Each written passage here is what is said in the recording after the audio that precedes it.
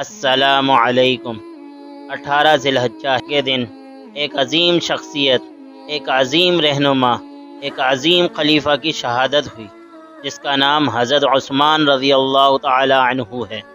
اور حضرت عثمان رضی اللہ عنہ کے بارے میں احادیث کے اندر چند فضائل آتے ہیں جو حضرت عثمان رضی اللہ عنہ کے ساتھ خاص ہیں۔ ان میں سے پہلی فضیلت یہ ہے کہ آپ رضی اللہ عنہ کو بدر میں شریک نہ ہونے کے باوجود بھی اصحاب بدر کا مقام دیا گیا۔ صحیح بخاری کی ایک طویل روایت ہے جس کا مفہوم ہے کہ ایک صاحب حج بیت اللہ کے لیے آئے تو اس وقت ابن عمر رضی اللہ عنہ سے ان کی ملاقات ہوئی اور انہوں نے حضرت عثمان رضی اللہ عنہ کے متعلق چند سوالات کیے۔ ان میں سے ایک سوال یہ تھا کہ کیا یہ بات صحیح ہے کہ حضرت عثمان رضی اللہ عنہ غزوہ بدر میں شریک نہیں ہوئے؟ ابن عمر رضی اللہ عنہما نے فرمایا کہ جی ہاں، یہ بات صحیح ہے۔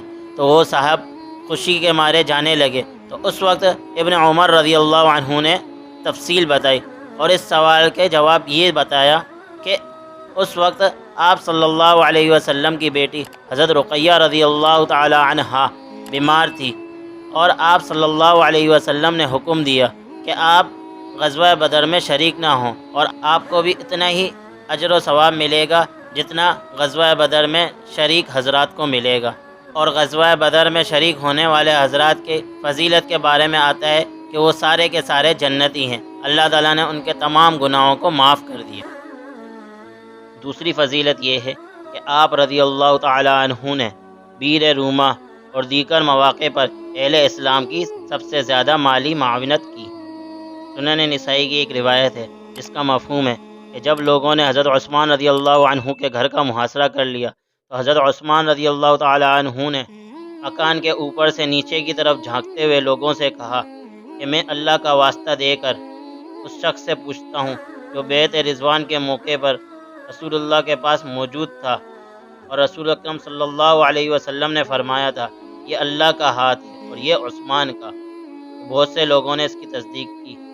پھر حضرت عثمان رضی اللہ تعالی عنہ نے کہا کہ میں اللہ کا واسطہ دے کر اسی شخص سے پوچھتا ہوں جس نے تنگ حالی سے دو چار لشکر کے دن رسول اکرم صلی اللہ علیہ وسلم کو فرماتے ہوئے سنا تھا کہ کون ہے جو اللہ کی راہ میں خرچ کرنے والا ایسا خرچ کرے کہ جس کی قبولیت یقینی ہے۔ اس وقت میں نے اپنا ذاتی مال کو خرچ کر کے آدھے لشکر کی ضروریات کو پورا کیا تھا۔ اس وقت بھی بہت سے لوگوں نے اس بات کی تصدیق کی۔ پھر حضرت عثمان رضی اللہ تعالی عنہ نے کہا کہ میں اس شخص سے اللہ کا واسطہ دے کر پوچھتا ہوں جس نے رسول اکرم صلی اللہ علیہ وسلم کو یہ فرماتے ہوئے سنا ہے کہ کون ہے جو جنت میں ایک گھر کے عوض اس مسجد نبوی میں توسیع کرتا ہے۔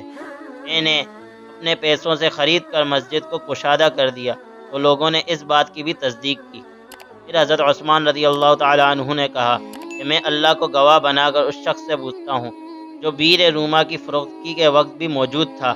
میں نے اسے اپنا مال دے کر خریدا تھا اور میں نے اسے مسافروں کے لیے عام کر دیا تھا تو لوگوں نے اس بات کی بھی تصدیق کی تھی۔ تیسری فضیلت یہ ہے کہ آپ صلی اللہ علیہ وسلم نے ایک موقع پر فرمایا تھا کہ عثمان کو آج کے بعد کوئی عمل نقصان نہیں پہنچائے گا۔ جامع ترمذی کی ایک روایت ہے جس کا مفہوم ہے کہ حضرت عثمان رضی اللہ تعالی عنہ 1000 درہم لے کر آپ صلی اللہ علیہ وسلم کی خدمت میں حاضر ہوئے اور آپ صلی اللہ علیہ وسلم کی گودی میں ڈال دیے۔ اس وقت آپ صلی اللہ علیہ وسلم اس درہم کو الٹتے پلٹتے اور 2 مرتبہ یہ فرمایا کہ عثمان کو آج کے بعد کوئی عمل نقصان نہیں پہنچائے گا۔ چوتھی فضیلت ہے کہ آپ رضی اللہ تعالی عنہ اس امت کے سب سے زیادہ باحیا آدمی تھے۔ جامع ترمذی کی ایک روایت ہے کہ جس کا مفہوم ہے کہ آپ صلی اللہ علیہ وسلم نے بعض صحابہ کو بعض القابات سے نوازا۔ اس میں سے آپ صلی اللہ علیہ وسلم نے حضرت عثمان رضی اللہ تعالی عنہ کے بارے میں فرمایا اس امت کے سب سے زیادہ باحیا آدمی حضرت عثمان رضی اللہ تعالی عنہ ہے۔ پانچویں فضیلت یہ ہے کہ آپ رضی اللہ تعالی عنہ سے فرشتے بھی حیا کرتے تھے۔ صحیح مسلم کی ایک روایت ہے جس کا مفہوم ہے کہ حضرت عائشہ رضی اللہ تعالی عنہ فرماتی ہیں کہ ایک دن آپ صلی اللہ علیہ وسلم میرے حجرے میں آرام فرما رہے تھے اور پنڈلیاں مبارک تھوڑی سی کھلی تھی تو اس وقت حضرت ابو بکر صدیق رضی اللہ تعالی عنہ نے اجازت مانگی۔ آپ صلی اللہ علیہ وسلم نے اجازت دے دی اور اسی حالت پر رہے۔ پھر اس کے بعد حضرت عمر رضی اللہ عنہ نے اجازت مانگی، انہیں بھی اندر آنے کی اجازت دے دی اور اسی حالت میں رہے۔ پھر حضرت عثمان رضی اللہ تعالیٰ عنہ نے بھی اجازت مانگی، آپ صلی اللہ علیہ وسلم نے اجازت دے دی اور بیٹھ گئے، اور آپ صلی اللہ علیہ وسلم نے کپڑے کو بھی درست کر لیا۔ تو جب یہ سارے حضرات چلے گئے تو حضرت عائشہ رضی اللہ تعالیٰ عنہا نے آپ صلی اللہ علیہ وسلم سے پوچھا، جب حضرت ابوبکر صدیق رضی اللہ تعالیٰ عنہ آئے وہ بھی آپ اسی حالت پر رہے، حضرت عمر رضی اللہ عنہ تشریف لائے، اس وقت بھی آپ اسی حالت میں رہے، جب حضرت عثمان رضی اللہ تعالیٰ عنہ آئے تو آپ نے حالت بدل لی اور اپنے کپڑے کو بھی درست فرما لیا۔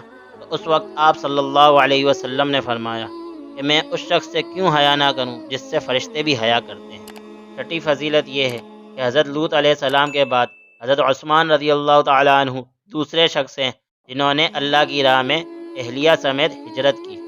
بیہقی کی ایک روایت ہے جس کا مفہوم ہے کہ مسلمانوں نے جب حبشہ کی طرف ہجرت کی تو اس میں حضرت عثمان رضی اللہ عنہ نے بھی اپنی بیوی کے ساتھ ہجرت کی۔ اس وقت آپ صلی اللہ علیہ وسلم نے ایک خاتون سے حضرت عثمان رضی اللہ عنہ کے اور ان کے اہل و عیال کے بارے میں حال احوال معلوم کیے۔ اس خاتون نے بتایا کہ حضرت عثمان رضی اللہ عنہ نے اپنی اہلیہ کو ایک سواری پر بٹھایا ہوا ہے اور خود پیدل چل رہے ہیں۔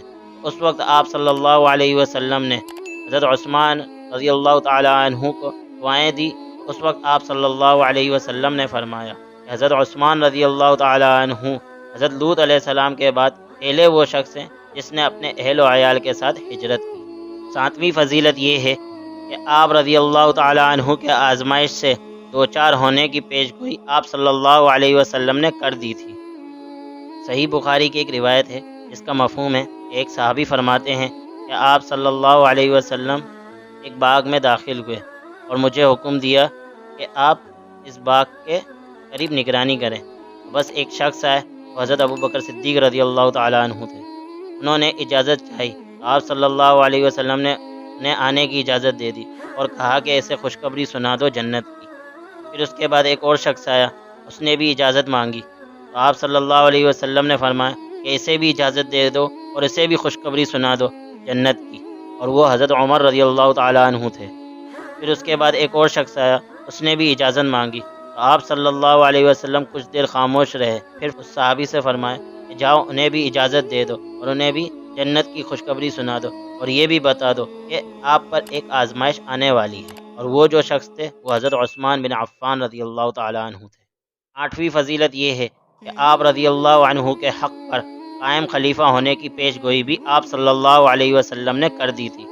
مسند احمد کی ایک روایت ہے جس کا مفہوم ہے کہ ایک مرتبہ آپ صلی اللہ علیہ وسلم نے صحابہ کرام سے فرمایا، تم اس وقت کیا کرو گے جب گائے کے سینگوں کی طرح اکناف عالم میں اتنے پھیل پڑیں گے؟ لوگوں نے پوچھا کہ یا رسول اللہ ہم اس وقت کیا کریں؟ اسی دوران وہاں سے ایک آدمی گزرا، نبی اکرم صلی اللہ علیہ وسلم نے اسے دیکھ کر فرمایا یہ شخص اور اس کے ساتھی حق پر ہوں گے۔ ایک صحابی اس کے پیچھے چلا گیا اور جب اسے دیکھا تو وہ حضرت عثمان رضی اللہ تعالی عنہ تھے۔ نویں فضیلت یہ ہے کہ آپ رضی اللہ تعالی عنہ بوقت شہادت ہدایت پر قائم تھے۔ سنن ابن ماجہ کی روایت ہے جس کا مفہوم ہے کہ ایک مرتبہ آپ صلی اللہ علیہ وسلم نے ایک فتنے کا ذکر کیا کہ وہ جلد ظاہر ہوگا۔ اسی دوران ایک شخص اپنا سر منہ چھپائے ہوئے گزرا، اس وقت آپ صلی اللہ علیہ وسلم نے فرمایا کہ یہ شخص ان دنوں ہدایت پر ہوگا۔ راوی بیان کرتے ہیں جب میں نے اسے دیکھا تو وہ حضرت عثمان رضی اللہ تعالی عنہ تھے۔ 10ویں فضیلت ہے کہ آپ صلی اللہ علیہ وسلم نے آپ رضی اللہ تعالی عنہ کو خلافت سے دستبردار نہ ہونے کی وصیت کی تھی۔ جامع ترمذی کی ایک روایت ہے جس کا مفہوم ہے آپ صلی اللہ علیہ وسلم نے فرمایا، اے عثمان، شاید اللہ تمہیں کوئی کرتا پہنائے، اگر لوگ اسے اتارنا چاہیں تو تم اسے ان کے لیے نہ اتارنا۔ شارح لکھتے ہیں کہ اس کرتے سے مراد خلافت تھی۔ یہ وہ فضائل ہیں کہ جو احادیث کے اندر آپ رضی اللہ تعالی عنہ کے ساتھ خاص ہیں، اور اس کے علاوہ بھی بہت سے فضائل ہیں۔ اللہ تعالیٰ سے دعا ہے کہ اللہ تعالیٰ ہمیں حضرت عثمان رضی اللہ تعالی عنہ کی محبت اور الفت نصیب فرمائے۔